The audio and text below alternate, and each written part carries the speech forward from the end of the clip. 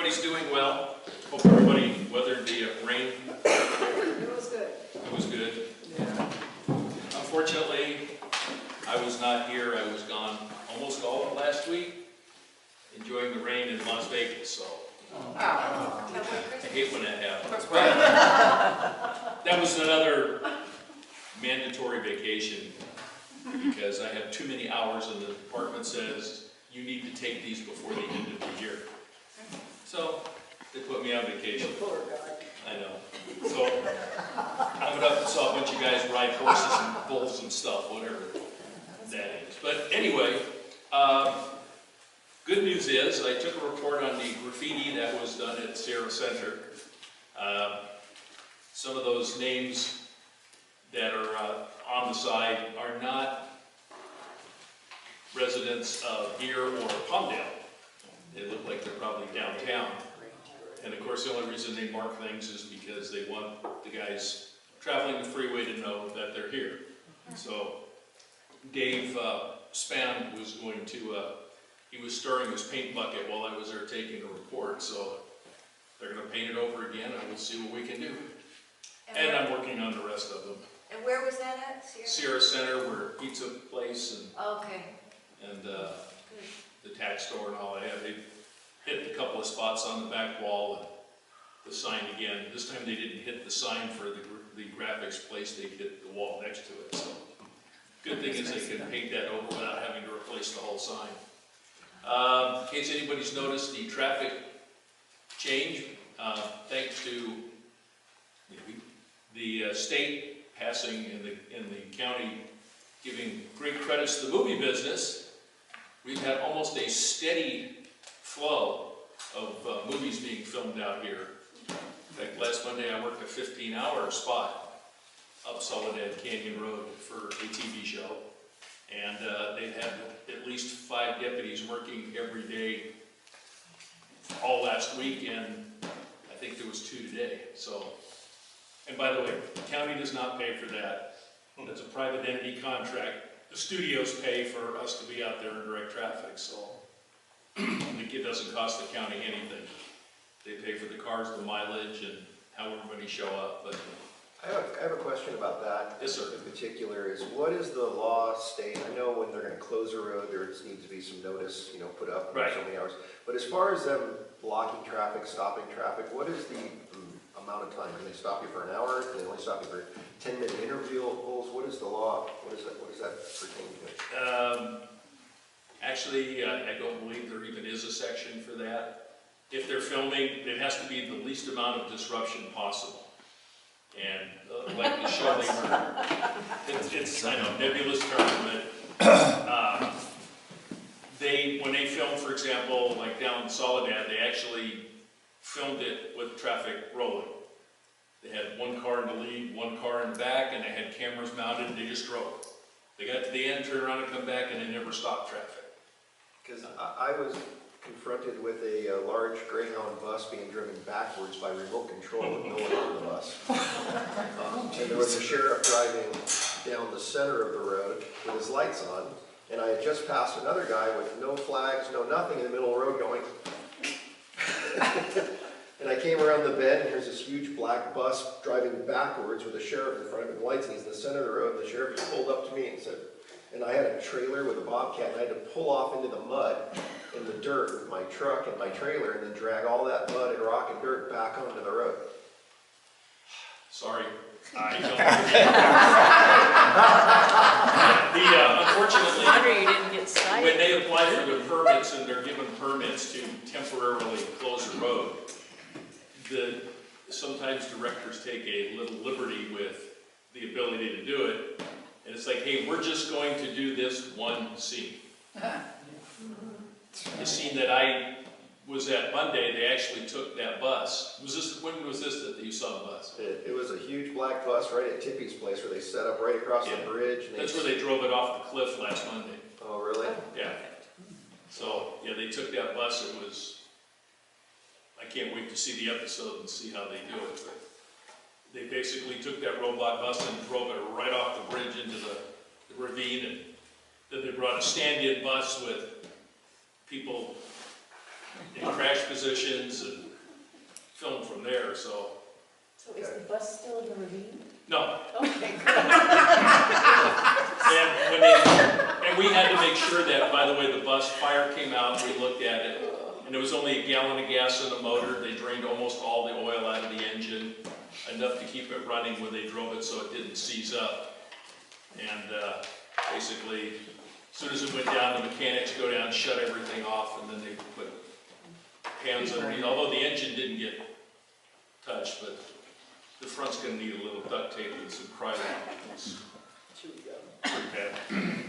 But yeah, they're not supposed to, if they close the road like they do on Soledad above Dowson Trail, they actually post signs starting days before saying road to be closed. right. And then that road is closed to all traffic while they film. This permit said he was only doing short duration up to 3 minutes to 5 minute closures. That was in the permit. And unfortunately, they changed that sometime. Maybe you should stop when you see the guy with the flag. I was expecting you then get a ticket for passing on the dirt shoulder, so after I just forward stopped on the mud. Yeah, unfortunately, yeah. We try to minimize the closing the canyon because it is a route, a major route, but. I was just wondering if there was any laws, because as a contractor and working, I had been told before that you can, block traffic for up to 10 minutes and without notice, and I could block one lane as long as the other lane, I had flagmen out there, so I didn't know there was no laws whatsoever about the time that they can stop somebody or. We generally go by the 10 minutes because that's what the railroad is held to. The railroad can't block your crossing for 10 minutes. They have to keep the road open, so they have to stop, break the train, and then when they're ready, they hook it back up and leave. So, but they're held to 10 minutes. But the studio, if they need more than that, where they say, oh, we have to close it for 20 minutes at a time, or so, then they're required. We have to be out there with traffic control and signs and flagmen and the whole bit. Okay. So, but the good news is they're bringing a whole lot of people who don't come into town because they eat on site. But I guess they're helping KOA out in Thousand Trails and wherever their base camps are. So I don't know if it's good or bad. Just use caution, and just everybody be careful that we have 3 storms in line according to the latest weather report. So although they predict them not to be as bad as last week's, but just everybody take precautions and be prepared. Anybody have any questions? Any crime to report? I don't have the statistics for everything because it goes month to month, but I know we've had at least 4 burglary reports between here and Agua Dulce, because I was looking ahead at what the guys did, but I don't have any details on those. And I know one of them, actually I do know one of them was mail was stolen out of an address, who he was the victim of his wallet getting stolen out of the 24-hour fitness in Palmdale. So they probably got his address from his wallet and then went and stole the mail. So be very careful when you go into places like that, because unfortunately, not to slight their business, but most of the lockers there are not very secure. They're just wood press board with screws about that long inside, and they're easy to pull out. So just be careful. And one other thing, you must have went on vacation, because I drove across Bootlegger and then up the river a little bit. All those tires are still there with a bicycle and a new lounge chair and a tent. Yeah, I was hoping. They're putting down residents. I passed it along to the guy who was out here to go take a look, and I don't know that he went out. I haven't talked to him. We'll talk to him tomorrow, but Okay. more than likely he drives a 2-wheel drive car and was probably afraid to go in the riverbed. But Yeah, if he just parks on the dirt bridge that's there, you can Right. literally walk. It's about from here to the end of the parking lot here. Okay. It's not far. we'll go out and take a look tomorrow and see what we got. Okay. All right. Yes, ma'am. Scott, are those 4 burglaries in December? They were in December, yeah. Within the last I think it's maybe 9 days. Yeah. Because I was just looking at when I was gone and the weekend before, so. But I'll have more stats by the 1st. All right, well, in the interest, or without risking being politically incorrect, and to get myself in trouble, I hope everybody has a Merry Christmas, Thank you. Happy New Year, Happy Hanukkah, Happy Kwanzaa, or whatever else. So, Merry Christmas. be safe, and I will be driving around on Christmas Day, so I'll wave at you. I will, thanks. Thank you, Scott. And I am meeting with the construction manager tomorrow. We're going to go out to Juniper Ridge and look at the damage. And Okay, great. there's another couple of spots we're going to be looking at, so we can make sure that we check out the drainage. I know that originally when the water bars were established, their continual grading is not, probably when they get done with the project, they'll create the water bars, but I'm going to talk to them about drainage in the interim because it's weather, so it's coming down pretty good the last couple of storms. So What's water bar? water bar is a little speed bump that channels the water off the road. Okay. That's what those are called. So until they're done with the construction, they'll probably just keep smashing. They already create those water bars, but in the interim, they'll be continuing with the grading, and they'll channel the water. The roads are graded so the water channels off the road, but with the amount of water that's been coming down, it's really running, like you said, on Juniper. So they're going to continue the grading. They started from the substation, and they're going to continue structure 5 and going east on the project on segment 6, and then on segment 11 they're going to do structure 9 and go beyond with their grading.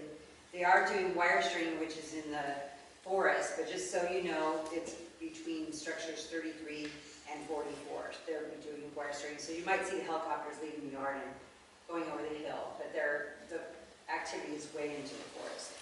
And in regards to the private property signs, I'm going to ask the crews again about private property signs because I had a couple people mention the motorcycle traffic up on the hill. And so when we get done with construction or when they're not using the area, I'm going to ask them if they could close the gates. Make sure at least the gates that are closed, that we have gates on those access roads can be closed because of the additional traffic, especially over the holidays. And the crews will be out probably next Wednesday before Christmas, if not sooner, and then probably until the 1st. So I'll be giving a report out on whatever activities. If we have rain damage and things, we'll probably have crews responding, but for the most part, they'll shut down on construction. They'll take some time off with their families. So that's the plan on that. So have they seen increased motorcycle up on the roads? Is that? The crews aren't really seeing them because they're coming after hours, but on the weekends, there's some on weekends, but I have gotten about 3 calls this last week for motorcycle traffic. And where is that? Up above by structure 2, and then there was one that's Segment 11. Oh. and then on the back side, which is really not, it's on the back side of these hills, segment 11, it's on, I think it's Acton Ridge Road, maybe. I'll find out the street name, I'll send it to you, but there was 2 calls from there, and so, you know, I mentioned that it's very challenging to keep up with these guys, and I mentioned W. Short too about, you know, trying to track down these motorcycle riders, but I think if we can close the gates when we're not using that area, that will help cut down on the traffic a little bit. Do they lock the gates once they close them? They do. Well, we report all the off-road motorcyclists to Sergeant Acton. Oh, okay. He's the task force lead for off-road, illegal off-road activity. Okay. And he's very responsive. I'll forward those locations to you. Yeah. And then you can go ahead if you would like. But I think, you know, if we're not using the roads, I'm going to make sure, you know, the crews consider shutting them, keeping them closed. Did any of the erosion from the last rain from your sites affect any residences or get close to affecting residences? We had a call from Mr. Reynolds on segment 6, 11, and 12. And there was some erosion there, and they went ahead and got in there and did some grading, but there was additional erosion this last storm. This one was actually pretty heavy storm. So the ground's already saturated, we got more storms coming in. Is there an after-hours number that we can put out for emergencies like that? Because the fire department isn't going to respond to your soil, and neither will public works. And if once soil liquefies and starts moving, Yeah. somebody's gonna need some help, and no matter what time of day it is. You can contact me, and I have direct contact with Park, so they'll. What's your number again? It is 805-459-7664. And I would stress too, I mean, in general, if you're on a dirt road and it's been raining, just to use caution. And we were talking about, it's, you know, very dark, but you can't see a lot of times those ruts until you're right on top of it, and it may be too late. So in all cases, even if they're not related to our project, I mean, I would recommend everyone, you know, slow down and watch out for those ruts. And the other thing is to watch out for down wires or trees. We had some trees come down that were in the forest area, the burned area. And, you know, so we had to do some tree removal this last week to get into the access road. So everyone just be aware that those things are not rooted very well in the winter before the storm will bring them down. Okay, so I looked at the supplemental EIR and EIS for the FAA lights, and specifically considered PUC's and the Forest Service's comments to my concerns about the light issue that Tom had raised. Yes. And this is their response. The L810 and L864 lights have focused beacons which would direct light upward and outward towards potential aviation traffic without creating illumination of nearby areas underneath the lights, below the lights. So either Edison is not using the lamps and lights that they said they would in the EIR, EIS. Well, that must be what's The happening. beacons on top are, they're not 180 degrees, they're probably like 120 degrees. No, but it's not supposed to be shining light on nearby areas Right. below the beacon. But they're two distinct light types on those towers. I don't On care. segment 11 anyways. But, This is segment 11, okay. and I don't really care, Tom. The point is that the lights that they're using are not supposed to be shining lights down below. So either they're not using the right lights, because lights are shining down below, correct? Or not Yes. correct? Yes, Okay. no, they do. So They're like we Bill's have a light, too. problem with that. So I can verify, you know, the lights that they're using, and, you know, maybe if they're directional, like you said, maybe they need adjustment of some sort. So I can find out the model that they're using. well, that's great, but even if you're using this model, clearly what Edison told the PUC about the performance of these lights is inaccurate. So we are going to need the mitigation measures because the lights aren't doing what they were guaranteed to do, specifically in regards to comments that address Mr. Costin's concerns. Okay. If So- you would, Jackie, if you would send me that snippet from the PR, I can address that on Wednesday. I'll be meeting with the project team, and. Well, here's the light numbers, 810 and 864. Okay. They're actual the issue was spread throughout the EIS. So I don't want to give you just this because Yeah. you need several pages. And I'm sure if you just looked at the mitigation measures, because they specifically say we don't need to put shielding underneath because they won't be shining light down in these areas. So that's clearly not working. So we're either going to have to go back because the mitigation measures are insufficient and implement mitigation measures or change the lights out. So, and the other thing is that what we have asked Edison to do over and over and over again, and I know you've responded to it once here, is we've simply asked Edison to communicate with the Department of Caltrans, Department of Transportation, to specifically say, we, Edison, do not give permission for this billboard to be on our property. And we talked about this a while ago, and then a lot of things came up with high-speed rail. But I do have a copy of the complaint proceeding decision, and it states specifically here, the Acton Town Council provides Southern California Edison with citations of the California statutes by which, according to Acton, Edison may request the Caltrans to withdraw any existing permits for non-conforming billboards, and we have provided Edison that information many times. Then SC must follow up in an appropriate manner. So we are not asking Edison to contact Lamar. We're not asking Edison to ask Caltrans if they thought it would be possible to get the billboards down. That's not what we're asking. We are specifically asking Edison to simply write a line letter saying Edison does not grant permission and has not given permission for anybody to put a billboard on their property. And if you'd like to have this decision, I can give it to you, Okay. right here. Do you want to email it to me? Or do you want to give me that copy? You can have this. Okay. It's a 42-page decision, so here's the front page, here's the back page with the ordering paragraph that's relevant, so. Okay. You know, we kind of discussed this before with the, even our legal counsel. I know, you kept coming back saying, we don't have the jurisdiction to Right. tell Lamar to remove the billboard. We are not asking you to tell Lamar to remove the billboard. We're not asking you to do anything with Lamar. We are simply asking you, pursuant to that ordering paragraph, to contact Caltrans and say you do not give Lamar permission to maintain a billboard on your property. That's it. And Okay. I've written it over and over to Mr. Forrest, and I can write it again if that Yeah. needs to happen. I'll see him on Wednesday, so I'll go All right. ahead and discuss it again with him and see. And please don't come back again saying, we don't have the legal, we don't want to get into a lawsuit with Lamar. We're not asking you to. We're just asking you to communicate a one-sentence statement to a state agency. Okay, I'll Thank go you. ahead and take that. Ian will be at the meeting Okay. Wednesday, so. You can always call me if he doesn't And- quite understand, but I know he does. And I appreciate that.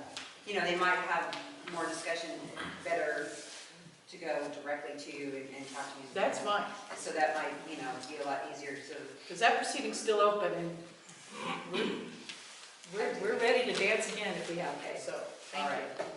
Anything else?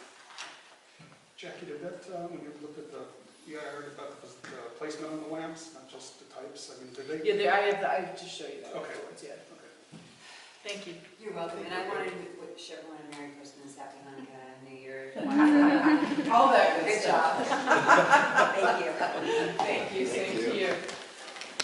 I've decided we're going to go with the C4, which will allow us to be a non-for-profit corporation, but our donations, the gentlemen and women making donations to us will not be able to write those donations off because we do kind of lobby in some way for different changes here in the town. So we are going to go for the C4. I did speak to two attorneys in town here, and I'm trying to remember who the first one was I spoke to. He's got the law school. Does anyone remember? Oh, Larry. Larry. I spoke to him, very nice gentleman, not what he does, couldn't help us out. The second one I spoke to was Jonathan Trevelyan. Did I say this right? He actually graciously said that he would do it for cost. So I think we're not going to get a better deal than that. That's nice of him, that's very Yeah. nice. And he said, just give him a call. I took his number down, and I think that's probably a good way to go. So I kind of like to put it to a vote right now, if I can move forward with him. I think it's a good deal. What is the cost? Cost would be no more than maybe $1,000 tops. Okay, and that is, then we put that in a motion, no more than $1,000? I would say that cost is cost. It's not where he's going to make any We're talking dollar. filing costs and. But we can't agree to something that would end up putting us in debt. Right. So I think what Mike's saying is if we put a cap on it now, it won't put us in debt. And then when we find out what it is, then we just have to, and it doesn't, 1,000 isn't enough, we come back. I think that's fine. We can go to increase it, but I don't think the cost would be over $1,000. I know the filing fee is less than $500. What else we got to do? So if that's okay with everyone who wants to put a motion in, I'll motion. we're all good? I'll second. Everyone says yay? Discussion first. Okay. One thing that I would advise from the past is that the motion be clearly stated, so our secretary can take down the exact language of it, so that no questions come up later that would complicate our lives. So at this time, we're voting to move forward with a cost of no more than $1,000. If it exceeds $1,000, it will be brought up for another vote. That sounds wonderful. Perfect. So on the discussion, are we on discussion now? We can have, Okay, I have contacted both Susan Zonter from 3 Points and Alice Woolman from Lakes, on and off Lakes. I don't know if she's on right now, but. who's 3 Points? 3 Points of the Avery Mountain, for some of their, if they would share with us their articles of incorporation, Okay. their, what they got. And I haven't heard back from them yet, so that could be sort of fed into whatever it is you're doing.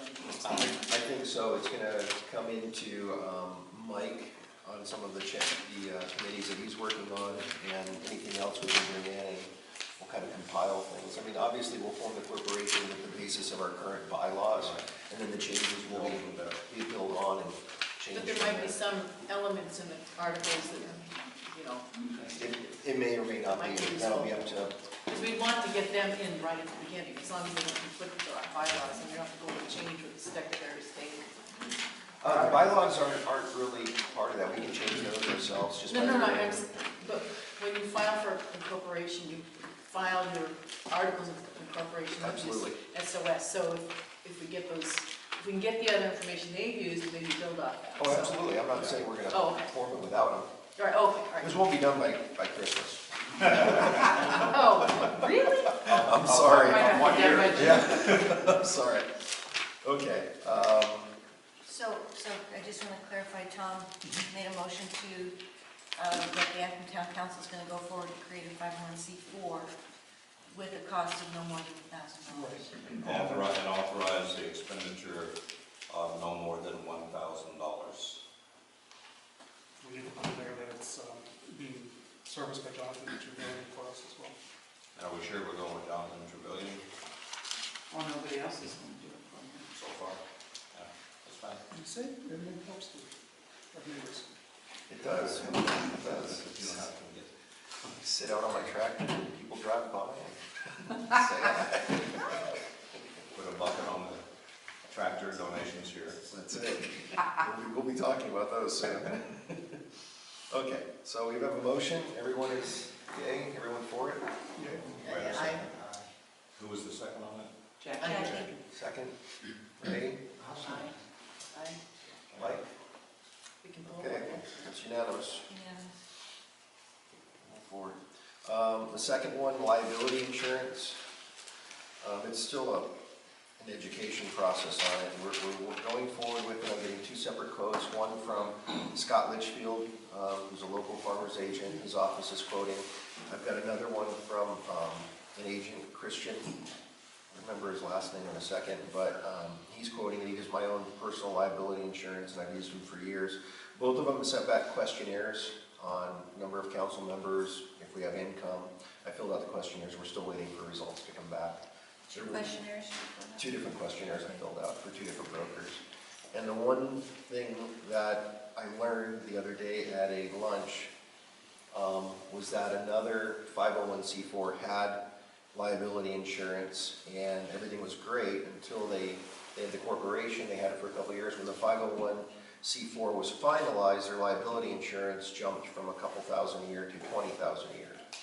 So we'll have to see, and I've got those questions out to these brokers also, and see what causes that increase. And The community club also has liability insurance. If you'd like that information, we can get it for you.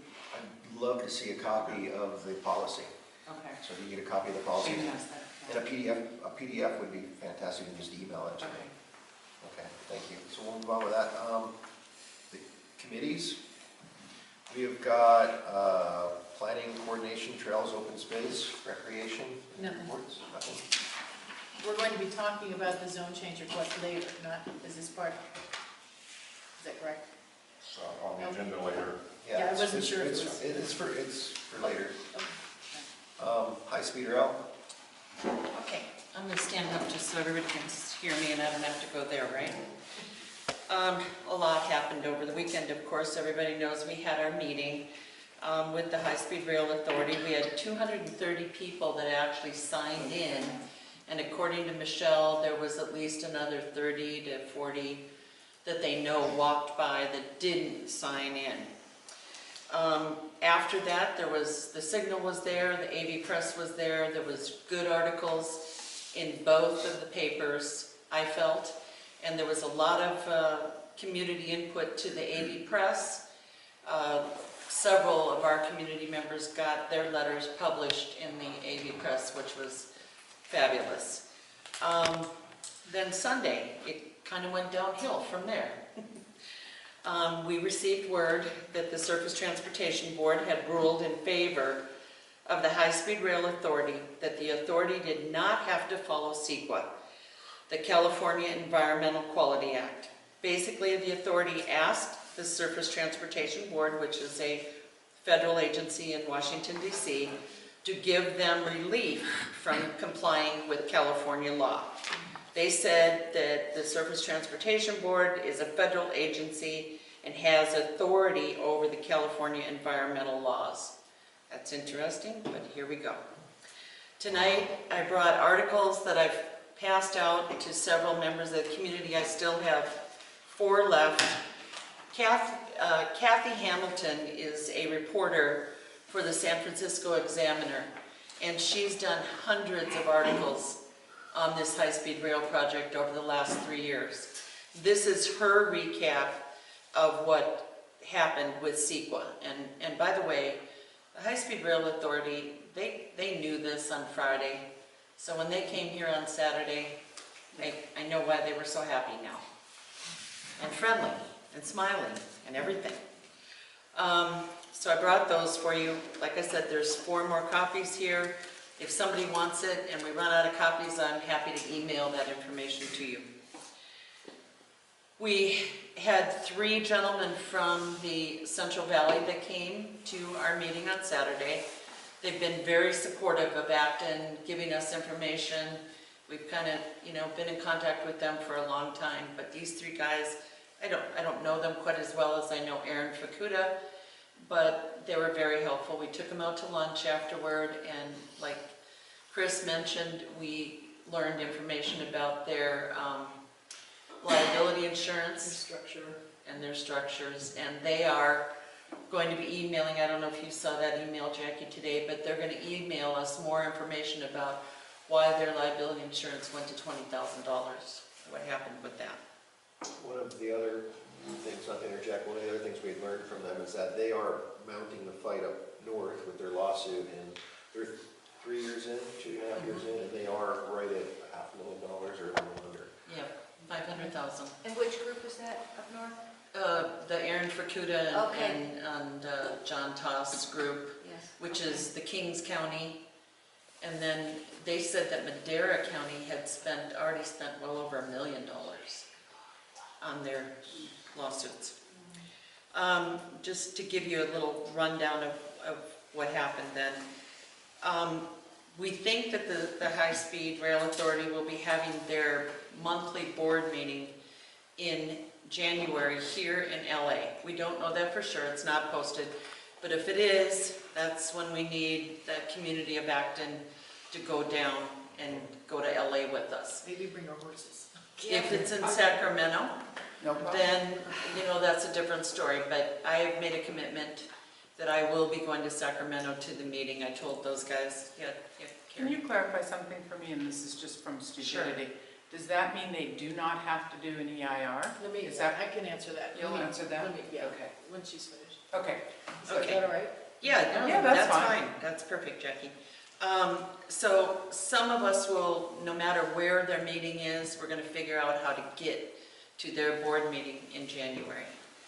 Okay, it was brought to my attention that we should start bringing more of our local politicians in and see what we can do to get them to support us.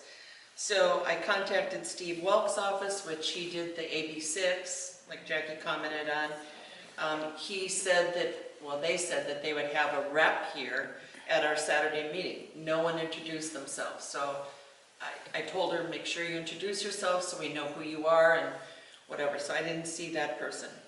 Tom Lackey's office really wants to help us with this. They want to establish a rapport with our town council, and Tom Lackey was already committed to the parade in Palmdale, as was Norm Hickling, so they weren't at our meeting, but I know that Tom Lackey's on board with us. Steve Knight's office, still haven't been able to make a connection there, but I know Norm said he would try to help us out with that. The court case, one of their first court cases for the Central Valley is scheduled for Friday, January 30th in Sacramento. And The hearing. the hearing, yeah. And so I heard that yesterday afternoon from Frank Oliveira, who is again part of that group up there. He wasn't down here on Saturday with us. Frank said to pass on to everybody here that the money offers that the High-Speed Rail Authority is offering up there right now on anything for eminent domain is 20 cents on the dollar. Which is just awesome. January 6th, And that's only if they actually are going on your property. Yep, If they're going next to your eminent, property. it's not eminent going- domain, yep. January 6th, the High-Speed Rail Authority is breaking ground and it's not open to the public.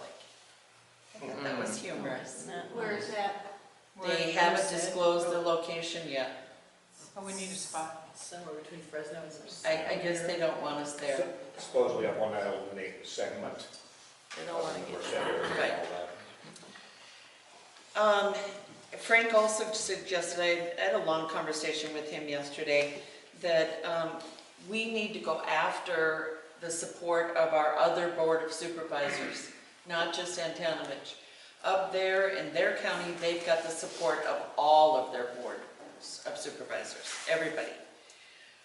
There was a big hoo-ha on John and Ken today, because there was an article in the LA Times, which I got it late tonight, I haven't read it yet, but John and Ken again said that there's no funding. Is that right, Catherine? No, I didn't hear that part of it. I just heard the tail end, and they were talking about how the high-speed rail trains aren't going to, that the rail won't go directly into Union Station, but it'll stop, and then you have to get onto, you know, Oh, other, really? other kind of Or trains. turning it into a blended system, which is Blended what they're doing in system, the Bay Area. and they're everybody asking shares a that- track. They're asking Metrolink to go electric. Metrolink says, no, we don't, Because it's it's too way a lot of expensive. money, and- yeah. Because there's freight lines that use those same tracks. So, you know, I don't know that the Bay Area has that situation. In fact, I don't think they do. So, Someone Yeah, called me today, oh, go ahead. Oh, I have the article too, I haven't had time to read it. Yeah, it's here, so. Someone called me today and said that I needed Supervisor to. Antonovich thinks it's a great idea to electrify Metrolink. Mike Canna was quoted in that article. Oh, boy. Okay, someone called me today and said that I needed to get a copy of the Drudge Report that says there's no funding available from the feds. And that is one of the things that Kathy Hamilton has said in her article, too. So there's a little more research to do. Starting in January, I'm going to have monthly meetings at the library, and I'm trying to get it for the second week of January. Just let us get through the holidays and then see what we need to start doing. I mean, we've obviously got issues here with this CEQA problem. Anyway. With the board making a decision that they don't have to follow CEQA, do they still have to follow the National Act? Let me, yeah. That's where Jackie needs to I can come. talk on that. Because she can talk about NEPA, I can't. Okay. Well, they do have to follow NEPA, but as I spent quite a bit of time talking to the sound guy on Saturday morning and pointed out to him the provisions of NEPA that they are not following, they are not complying with NEPA. So no NEPA challenges have been brought, but I think they have several years to bring one. And on Saturday afternoon at lunch, I spoke with the three folks there from the Central Valley and explained to them what I think the NEPA lawsuit should be. They seem to be suits of CEQA. They could have said, can we just be exempt from all of CEQA, but they'd already done the EIRs, and these are specifically to avoid the lawsuits that have been filed, 7 or 12 or however many lawsuits that have been brought pursuant to CEQA specifically.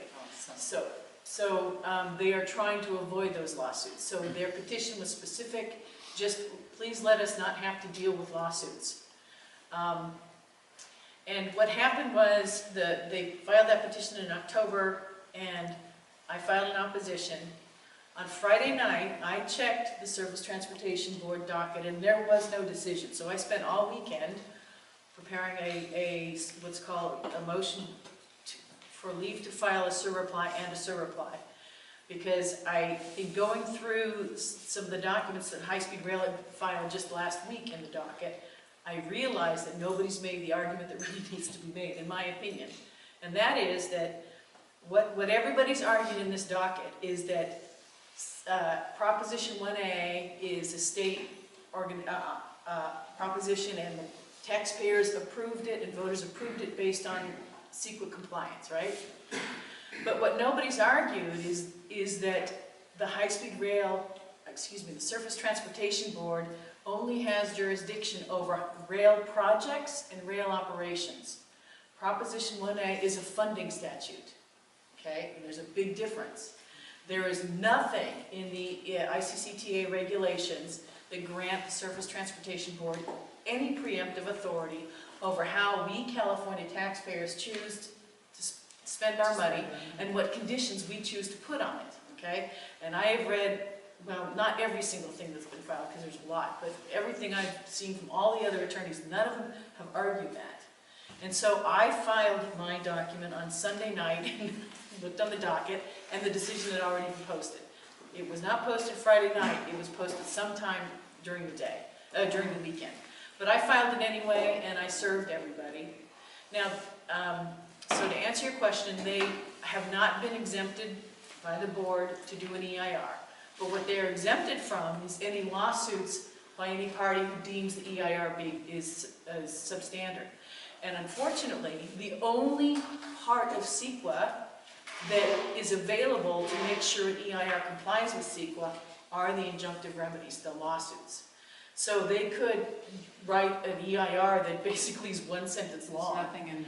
And there's nobody, we the people of California are the ones who are tasked with making sure CEQA is complied with. CEQA is only complied with when we sue for non-compliance, unfortunately.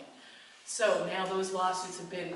So they're still, in effect, supposed to comply with CEQA, Only preparing an EIR. right, but if they don't, you can't sue them. Right, well, injunctive remedies are part of CEQA, so they've been exempted from part of CEQA. Is there any legislative oversight?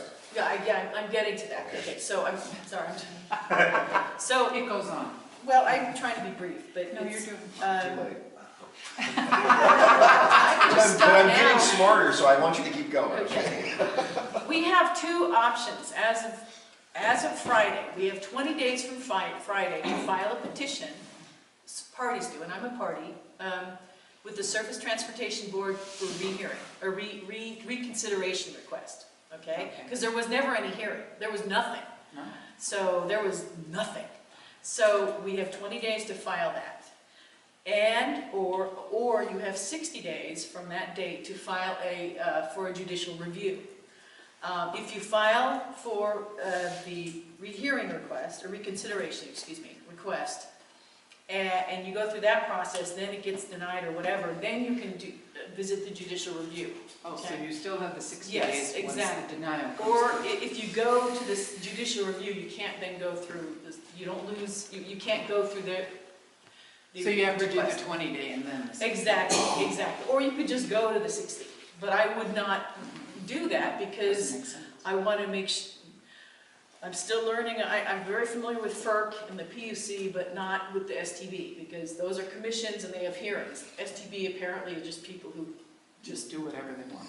I don't know, I can't tell. Well, they're So- all appointed by Obama, so. So at any rate, what I want to make sure gets in the record is this argument, because it is not in the record right now, and I think it's a very powerful one. And I had a big aha moment on Friday night when I realized this, so at any rate, but only parties can do this. I've contacted several of the other parties, the ones obviously that aren't pro-rail. So, you know, the Railroad Workers Union, they're pro-rail, so I didn't call them. Right. Because I think what we need to do is maybe figure out, well, maybe some people should go for the the judicial review, find out where the landmines are in that process, you know, find out what they're going to kick to the curb, and then others of us will make the argument before the STB, and then when that gets kicked to the curb, then we're more prepared. So, anyway, I reached out to Aaron, and I've reached out to Flashman, and I've had a couple of calls and emails from the other attorneys, but nothing's been going yet. 20 days goes by faster than you can even imagine. Yeah, So, and it's Christmas time too. So I know. Is there not an appeal process that goes to the California State Legislature and/or the California State Supreme Court? Because suddenly the STB is impinging on states' rights. Well, This is a whole other issue that's pretty big. some of the parties argued state sovereignty, okay?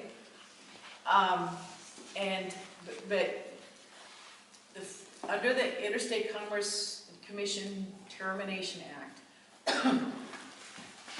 the Surface Transportation Board is granted federal preemptive authority, or is granted jurisdiction over railway operations, okay? It means construction of railways, prices of railways, so the PUC deals with them, California Public Utilities deals with them a lot, because they also set railway tariff, there's a railway tariff that they have to comply with. So anything that has to do with federal jurisdiction, they occupy that portion of the law.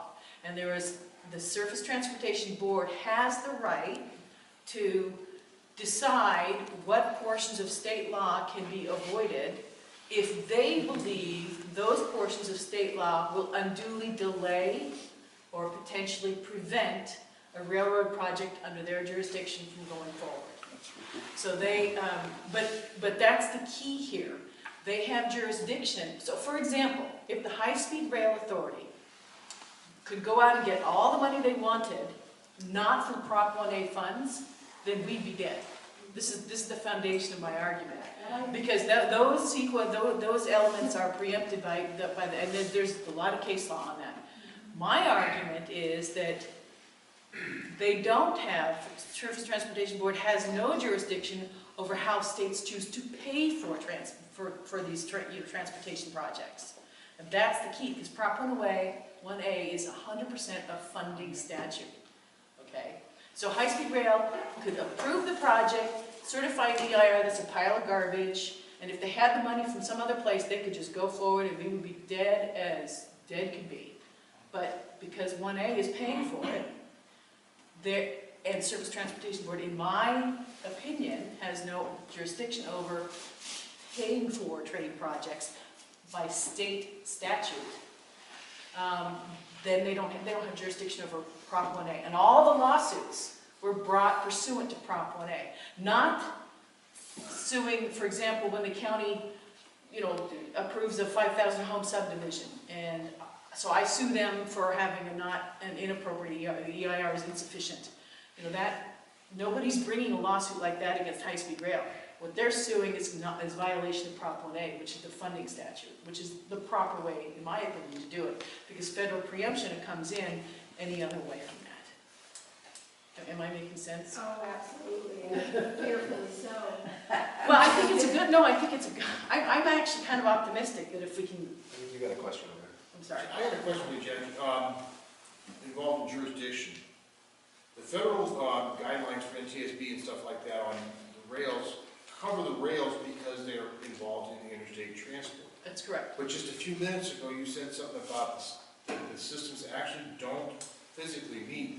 So couldn't it be argued that their waiver is not just because they don't have jurisdiction to give that waiver?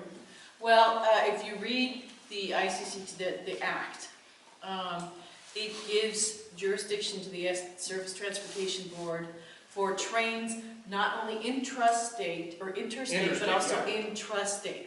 If it's entirely within a state, they still have jurisdiction. But as I remember, the reason behind the jurisdiction involved, there was a crash, I think it was in West Virginia somewhere, where the NTSB had jurisdiction because the tracks intertwined. A state, a transportation hub within the state connected with an interstate hub.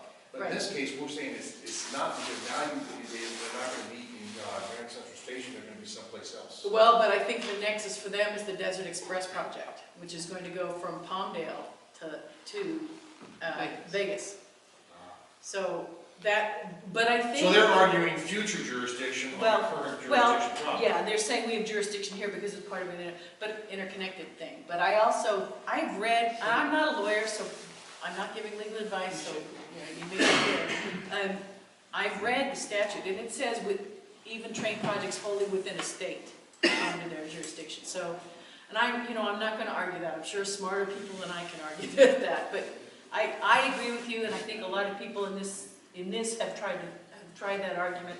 When the permits came out, when you guys collected all the signatures, that's where that issue was addressed and discussed at length. If that makes sense. I just want to make one statement for the community also, is one other thing we learned at that luncheon was the three gentlemen, their initial fundraiser, you know, we were thinking, okay, we're going to raise some money, you put 10, 20, on a good day, maybe we put 30, 40,000 together. Their initial fundraiser was a letter that went out to everyone in their community up there and requested $1,000 per home. And that's huge. And I don't think we even have enough homes to raise $500,000 and $1,000 per home. But it's going to take a substantial amount of money just right off the get-go to launch a fight. So we're starting with the little corporation, we're keeping it under $1,000, but it's nowhere near what it's going to take to fight off this route. And that's just for everyone to pass the word out there that if everyone's serious, you know, and if they're paying 20 cents on the dollar, we're going to lose a lot more than $1,000 per home. So it may take everyone reaching into their pockets and, you know, helping fund this thing to get it rolling. But again, the community organization, the coalition, is the one that has been raising the funds and is the one that is leading, you know, this fight, not the town council. The town council is going to support it.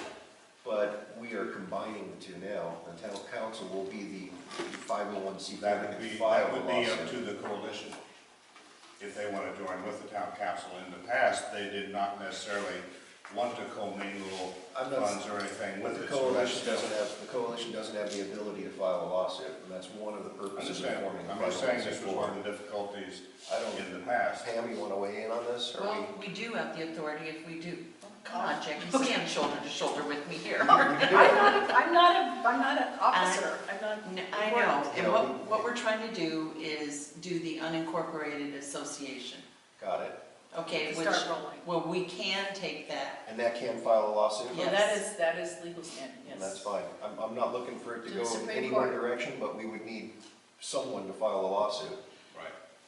As soon as we've got something to file a lawsuit about. Absolutely. Well, with respect to the Surface Transportation Board, you can't do anything unless you're a party. So I don't think anyone in Acton is a party other than me, and I can't give them party status, so. Well, I've also been under the assumption that we can't file a lawsuit until they actually choose a route. Is that under your understanding too? or- Well, under this, that we can request judicial review. You know, we have the 60-day clock is starting, so that's not a lawsuit. And if this thing stands, then nobody's gonna file any lawsuits, other than NEPA, and that's not right at this point. But I think there's a lot of other places to go besides where we're going, you know, eventually. And the guys in the Central Valley have hired a CEQA attorney out of San Diego. I don't know too much about it. Karsten's? Yeah, we heard about it on Saturday. So, you know, again, we're putting a lot of our eggs in the basket up there in the Central Valley. See what happens. Well, we don't I have think it. those guys are awful mad at you, I'll tell you. We don't have $500,000. I know. And it's, They're- you know, Yeah, but you know what, it isn't just us, it's us, also Shadow Hills. The Shadow Hills attorney's called me several times. And, you know. Santa Clarita should Yeah, be. so I mean, it wouldn't be Acton needing to get $500,000, you know, I don't think, but. more people.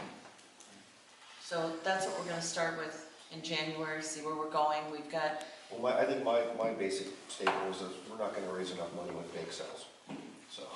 oh, it better not be bake sales. Yeah. Well, we really gotta go to work on. Have some truffles, they're really good. Politicians is what we gotta do. Exactly.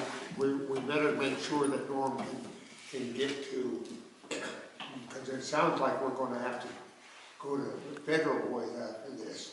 And because we need to get tonight and see what he can do for us. Yep. And Steve Knight. Get a hold of Norm. I thought Norm would be here tonight, but He I had got a the- conflicting meeting that he had to go to tonight. I mean, there is 7 CEQA lawsuits, according to this. There's 12 total lawsuits pending in the Central Valley right now. So, yeah, I also got the impression from the folks at Central Valley that when the new House, you know, Senate and Congress is seated, things might change on the board too, so. That would be good. Well, Well, I think we should move on. Next would be publicity associations, rural town councils. Tom and Greg? The last time I talked to Norm, that kind of fell apart for a while. And so the last time I talked to Norm, he said that they were trying to get that back together. And I haven't talked to him since. Okay. So I'll get to see what I can do after they normally don't meet at this time of the year, and so it's later than that, so it'll be after the first of the year. So hopefully they come back, because we might be able to get some help from them as well, but I don't know when they're like in the valley, I mean, look at the people that. We can use all the help we can get. All right, Tom? In regards to the website, I had a nice conversation with Lenore, who was the previous lady who set up the Acton Town Council website that we have now. And she is going to update all the contact information on that website in the next few days, she said. And then that'll just stand up there probably until the end of January. And in the meantime, we're working on the new site, which is already up but not attached to the domain name of Acton Town Council. So as we add things and get it all together, hopefully by the end of January, we'll just transfer that name over, and Lenore's site will become an Acton site, which she still wants to maintain for Acton interest, and our site will be all informational for council business. So,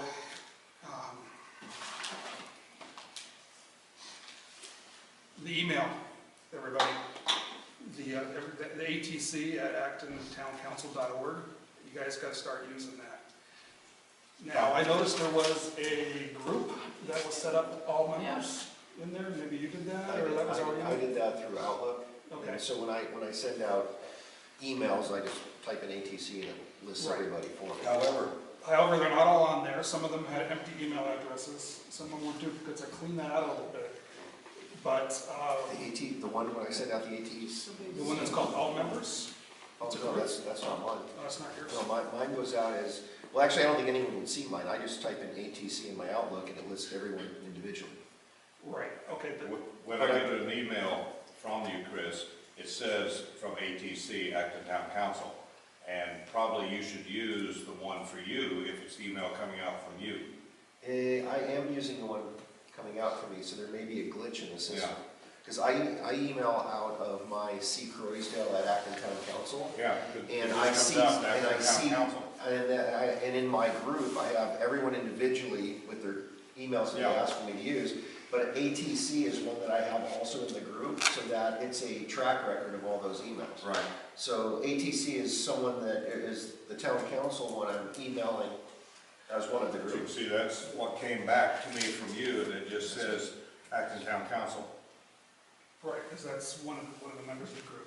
Well, what we should do is we should create a group on that ATC that has all the members, and that's what we should do. Now, would you want all email from the council, regardless of what, to go out from this email account, or just to make sure that it's copied to this email account?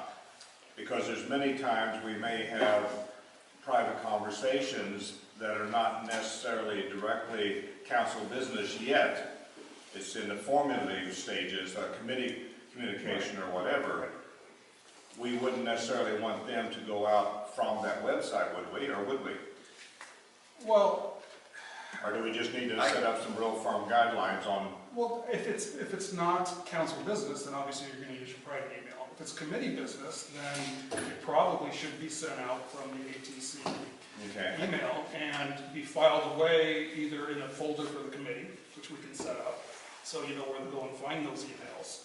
Let's say when Jackie has a conversation with someone and she's emailing that information to Pam to make sure Pam's up to speed on what she's found out about high-speed rail, would that be generated from the her Acton Town Council site email? So that there is a record of it? That way it's all in one spot for once, you know, for one thing. Because if she does it using Air Special and sends it, and the ATC's not copied on it, then it exists on email only. And does that method have an advantage over always copying ATC? I'm not gonna file stuff to the town council on things I'm a party on in a high school. I know, I'm talking about, I'm a just, little I just concerned use about you what we're as, talking about it, because yeah, that's not. I just use you as an example when you're finding out things about, the high-speed rail that you want to communicate to Pam, or email that to Pam. I'm asking whether you would use the town council email system to make sure it's a record, or whether you'd use your personal. No, I think it and would, just it would copy be personal to Pam, because Pam's the chair on high-speed rail, she would then send it to you guys in the town Right, council. that would not be That's- necessarily council business, that's. Okay. Right, outside that's what I'm of trying, council. I'm Right.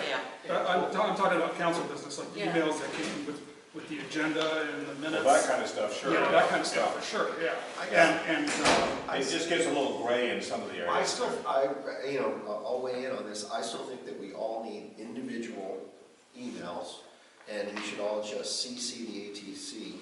And my issue is that, and we'll just use, because I'm setting up this corporation, I'm gonna have communications with the attorney, and he may email back, and if we're all in one email, ATC may email back, say, well, what about this? And then he's gonna be getting 5 responses and interjection, and it's just gonna pollute. well, if he emails back to C. Croysdale, it'll go into your inbox. Yeah, but you can see. Yeah, I mean, we can all see it. You're saying, Yeah. But it's in- I'm not saying we're Well, going to see it, but it should come straight back to me, but I thought you were saying get rid of C. Croysdale. No, I'm saying get rid of the air special, all the non-ATC. Oh, yeah, I agree with that. I thought we were just waiting for everyone to get on board and start using it. Well, Yeah, I don't think we that's what should I'm use saying, we personal should be on emails. board.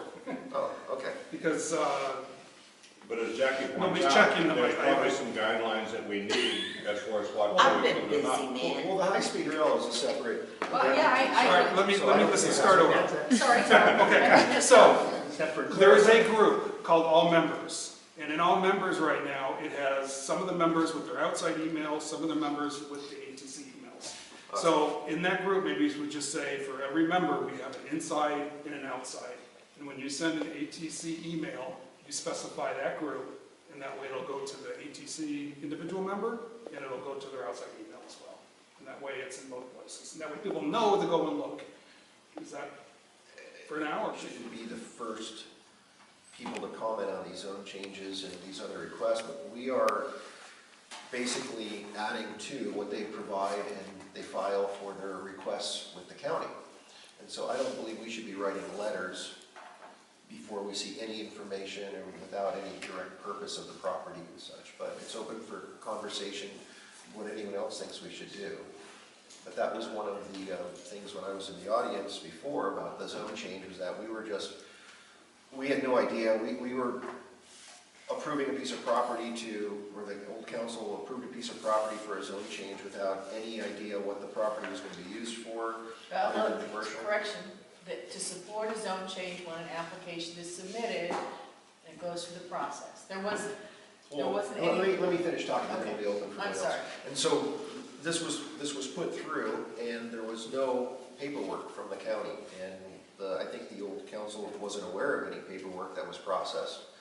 And really, it should be where someone goes to the county, they fill out all the paperwork, and the county is the one that has a list of documents being required. They want everything from the property ID to plot plans to the intention of use to a business plan. And then we get all of that information, and we are able to make our decisions on that information, not from just driving by a piece of property, having an idea, hey, this looks like it'll fly. So, go ahead, I know you're dying to speak. Oh, actually, no, I just want to make sure it was, they didn't just approve a zone change, they supported she submitted an application, but I agree, and I did all my homework except for this piece of homework from the last meeting, which is get the sheet together, checklist of what things I need to do, and I will work on that. I've just got some more things I got to file at the end of this week, and then I'll be good to go. But at any rate, maybe that would be one of the things we could think about, is sending that checklist to that person and say, please, come tell us about this. I mean, Lynn came and talked about, well, she made it clear she wasn't going to propose anything at all, but at least she addressed the topic, so I don't think that the letter that we got did that, right? It was No. just, so, maybe that would be something we could do, but I haven't done my homework yet, so I don't have the form done. And again, the last presentation was very unique. In the past, the council, when they were presented with a zone change request and were asked to support it, it was always associated with a plan for that area, and they had already gone through the county process before it came to the council. And then the council could, based on the information that they had on that, make recommendations to approve it or not approve it, or approve it as a DP or with conditions. But that process should be, as you point out, followed exclusively.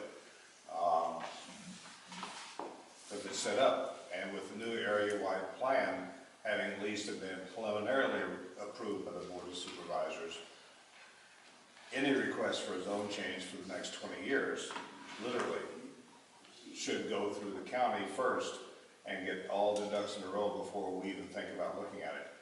And now Or some mostly citizens. in a row. I mean, we need to be part of the middle of the process. Yeah. We're not the start, Absolutely. we're not the Not end. the start of One the of our problems with that. No, well, we wouldn't, they would come to us, once they go to the county, then the county says, go to Acton, Yeah. the town council, Right. but they'll be bringing information with us, Right. plans, and at that point, even for the zone changes particularly, there'll be also notification put on that property for all of the owners and residences in that area driving Right. by, they'll have this thing posted. It's not where, there's not a really huge representation of the community or of Acton at our town council meeting, so how can we make decisions that could affect 100 homeowners Right. without them being notified properly? And That's without up to even the knowing county. this affects One of all. our problems has been in the past, a lot of the information we didn't get until it was almost over with, or it was over with. Or the So how do you- information we got was not the same as what the county was. Yes. Right. And that's correct, I mean, this is what we got into such a problem in the past. So somehow or another, we have to straighten that out. Yeah. I don't know how, and because look what happened just lately, what happened. They pulled this crap on us right at the end. Well, how do we make sure that when somebody goes to the county and starts filing applications, that we get notified timely? You have to keep a close liaison with the county departments, and they have been, Norm has been, and Tony has been very supportive on getting information to us, but not every planner is that well educated. So it's constantly keeping track of anything that's going before a planner. It's like a fail-safe at the end that you then contact the planner to find out about it, because some things Sometimes come up it's- you've never even heard about. Sometimes it's a day before the hearing Yeah. when you learn about it. And I don't think, though, to add on what Mike is saying, I don't think, only one time, to my knowledge, has the county ever sent the town council information on a project. It was after a huge amount of arguing, you need to give it to us, and because they will not give us anything, just right off the bat. I know Norm's very cooperative, but there's no paperwork that comes to us. The only way, in my opinion, you will know that what they are telling you is the same as what they're telling the county, is if you go down to Los Angeles and you print the file, and it takes a day, and that's what And we have to they'll do. present they'll tell the developer to come here and present to us, and the developer will present Exhibit A, let's say, but Exhibits B and C that are before the county that they use to make their decisions on, we never see unless we, as Jackie says, contact the planner, go down there, look at the documents, and find out And what's the really exhibit going A on. they provide to us is not the same as what's down there. And in the case of the 65-foot sign for Panda, Carlos Perigay, who was the agent for Panda, wrote an email and a letter saying the town council has approved this sign, they just haven't gotten around to writing the letter. So the staff recommendation was all approved, completely approved, until the day before the hearing. And I went down there, I'm like, something's not right, it just didn't feel right. And it was not good. We've been complaining to Norm for God knows how long, that we don't get that information ahead of They won't time. give it to us. And I complained, I've raised hell with him how many times, I know. that we don't get the information, how are we supposed to, the guy says, well, you gotta finalize this today or next day, and we don't have all the information. Well, I think That's happened to us so many times. Yeah, and it takes the trip down to LA, that's the one only of the way. processes that will take place is when Jackie writes the list of what our requirements are, which will also have exhibits that can see in a large enough size, is that we also need to tell them, and we can put in there, when you go in there and you provide 3 sets of plans, they take 2, they'll give you 1 in back, they're gonna have the planning department stamp on there, and we should say that we would like to That's what see. we want to say. No, it doesn't have to be an approved set of plans, because they're going through the approval process, but we need to see a stamped set of plans from the planning department of what they've submitted, with the planning department stamps on it, not reprints. And I think that should be one of the requirements in the list that you're gonna be putting together. I agree, but we also have to be mindful of what it is that we write. In the past, it has been a tradition with this council, I'm not talking about the last year or so, when I was in Japan for 4 years, so before that, we would, an applicant would come and say, this is what I'm doing, and a lot of times Dick Morris would write the letter saying, well, we reviewed it, we don't have any problems with it yet, you know, and we're looking forward to seeing more as the project changes. Well, that's an approval. The county perceives that, actually construes that as an approval, and they're done. And no matter, and the project will often look quite different from what we first saw. And so, then that's one of the things that happened with Panda, you know, so we can't write those letters anymore, because they're, we need to understand how they're taken, so. Very careful and keep a close liaison with the county. And be clear in what you are saying. Yes. So in taking a step forward with the Gunther letter, then, would you like to maybe try to have something prepared so that we can maybe have a response? Or if Yeah, you'd like to- I will do my homework, I promise. Okay. The next meeting, I want the forms done in time. Yeah, we've got to do something. We've got to stop it because this has got us into problems several different times. And a lot of times we don't get that information. And then here they come, and another thing we've got to stop is these people coming in front of us and said, we want to work with you. What plan could we give you? That doesn't go over very well. They should have a plan that they're going to tell us that this is what we want to do. Okay, and we got our bylaws and so on, and work it out around that. But that brings up another subject here, because as a developer, they want to know if there's even a reasonable expectation of having their project approved before they spend thousands of dollars to bring it to the council. And I believe Makes that comes back to community standards that you're going to be revising. Absolutely, it That's also what that does was that. starting. But specifically what Ray's talking about, and correct me if I'm wrong, I have been contacted recently by, I believe it was a representative for Rite Aid, who wanted to know, he proposed a 10,000 square foot building over at Antelope Acres in the infamous Panda area there. And he wanted to know what hurdles he might have presented here. And so I said, yeah, but you're going to have to, this is all the problems you're going to have. You know, drive through this, that, and the other, because they wanted to drive through.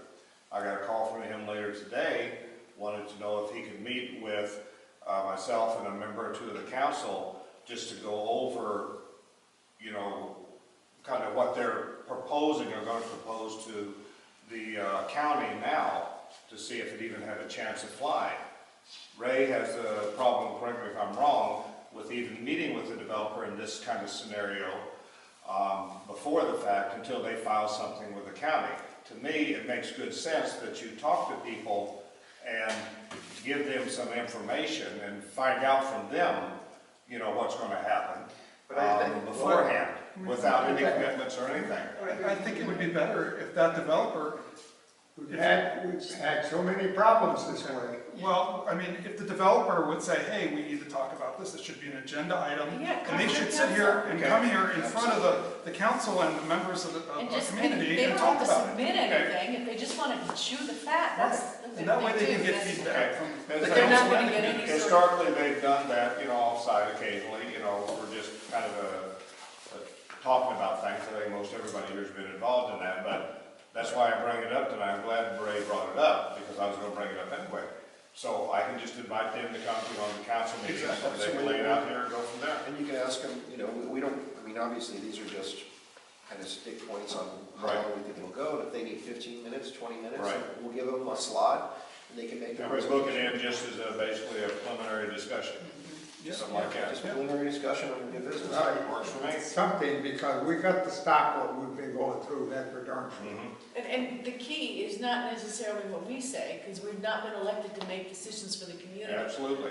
Our bylaws clearly state our purpose is to communicate to entities what the community has told us. Absolutely. And so then it's really them presenting to the community, Yeah. not to And, us, and in that's my opinion. yeah, and that's mostly what has happened in the past when someone presented to the council here. The questions have come up, well, what problems do we have? The first thing is the standards. You look at the standards, make sure you comply with them. The second is you're going to have a real problem with septic. You're going to have a problem on this. You're going to have a problem on that. And half the time it's like, okay, thank you. They're gone. They never come back again because it's not that easy. But that is kind of let them know what's in, you know. But again, I think a 30-day turnaround is good. They could let us know they'd like to come. We could give them our requirements for them to come just as a basis. But they won't have all those requirements. Yeah, Not They the may not have a discussion. discussion, they may have some of them. That doesn't work. Because it's just an informal kind of meeting, but if they have some of those things, they could bring them and they'll say, look, this is. Could we do and I'm overly analytical sometimes. Two I different apologize, kinds of but two different checklists, things, yeah, we can do that, I agree. Okay. And with enough notice, we could put this on the agenda, or we could give heads up, and the news could actually have it in there and say, look, at this meeting in 3 weeks, you know, this is enough notice, there's going to be a Rite Aid representative talking about it. Anyone in the community would like to come and That would be do what they have great. to say and put their 2 cents in. That would That'd be great. simplify everybody's life, I think. Okay. Maybe not. We gotta do something with it, because we don't straighten it out, and it's really been giving us a rough time for the last several years. Does that solve the problems you're thinking about, Ray, or? I don't know. But it doesn't solve the problem about developers telling us one thing and No, the county that's- another. Really, one of the things, I guess, really one of the things that bothers me more than anything else, and what a lot of the people that are in the years past and so on, the school board and all of this kind of stuff, that everybody was always, as has been, worried about having a meeting in a back door. And that is a big problem, and that is one of the things that we've got to stop meeting with these people unless it's here with the town And council. I think, and before the community, and I think we're good on that, we agree. Yeah. I think, right? Well, it certainly addresses the back room problem. We got into trouble with not this last deal that we were with, but the time before that we met with some of them. And you just can't do that. I mean, it might be totally, everybody might be totally above board. But anybody that sees that happens, It even goes, if it's two or three perception. people, Yeah. you got a problem. Yeah, it goes to the perception, and also some developers have been known to write to the county, well, we met with council representatives Right, on twist such and it so, all. and they have no problem with that. Right, you have And to twist just it lie all. to their teeth, Yeah. so, Yeah. Well, I don't think we're gonna make everything perfect, but we can try to make it better. sounds good. I think we're done. So meeting's ended. Oh, sorry, I did want to say, there was, you know, the person, I was told to look into the grading issue with the, you know, the mine. Yes? I don't know if I don't think the people are here. The Arendors? Arendors, thank you. There is a mechanism for filing a complaint for grading, especially something like that, and they're supposed to reach Hugh Acevedo at 661-524-2390. Talk to grading and drainage. You can file a complaint even over the phone, so. With Public Works? Yes. So, but they aren't here to tell that to, but I did do that part. I did all my homework except for that little bit. 661-524. 524-2390. And Hugh, what's his last name? Hugo Acevedo, Acevedo. He took over all these positions. Yes. So that's, And he's hard to reach. Tuesday mornings and Thursday mornings are the best times. so that would address the dumping of the Well, tailings? it's people who, yes, who move earth around without permission, basically. So that would help them with the property next to theirs, but not the other. Or both. Well, I think it would help them certainly with the, yeah, probably, maybe the BLM. Just like the PUC can't, I mean, the Edison can't run around changing things around even though PUC has jurisdiction, they preempt the county. Now, PUC's told them, you must get permits, grading permits, all these things. So, Well, I don't know if that's the case for BLM. So it might still be true for BLM too. And I was talking to Vicki today, and just to clarify some of the statements, you know, just to get what the story was, and we were talking about MSHA, and I called Mine Safety and Health, Yeah. and they're gonna see if they even have any jurisdiction over what's going on over there, because on their books, the mines aren't even open. It's supposed to be just surface mining, and when I mean surface mining, I mean scraping off the surface of the earth, not surface of a tunnel. But I think they're not even supposed to be moving dirt around them. Okay. Well, Scott, did you look into that, line? Hopefully open forum. I went up there the other day, and before I left, and there was no activity, so I gotta figure out which exact house they're living in. Well, I was hoping maybe here tonight, but you're not, so. Yeah. Okay. But yeah, I went up there was nobody working up there, the trail signs are still up there from BLM, I was like, okay, well, She's not, no. I don't know which work they're working on, but I'll try to get them more. I could, maybe I could surprise them. Okay, two things I forgot. I love my memory.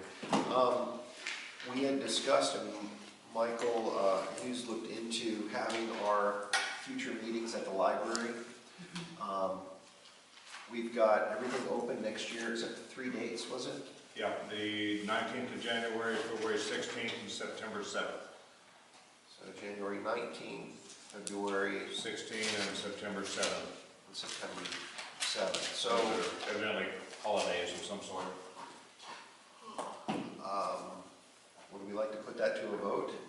You're going to move, I mean, have this building into the library all the time? All the time, as much as possible. There's 3 dates next year that we would have to be back here or at another location, but every other date would be at the library. Would there be any reason that we would discuss it with the community center board first before we move, just to make sure that we don't politically cut any major ties, Yeah. and to make sure that we can use this center as a backup for the dates that they can't accommodate this at the library? Kind of basically delay the decision until after the first of the year. We could. Would you like to make that contact? I will do that. Okay, Okay. that'd be fine. Good idea. Figure it out. And then the last thing was open forum. I almost forgot to let anyone else speak. Anyone have anything? And the meeting is adjourned at 9:36.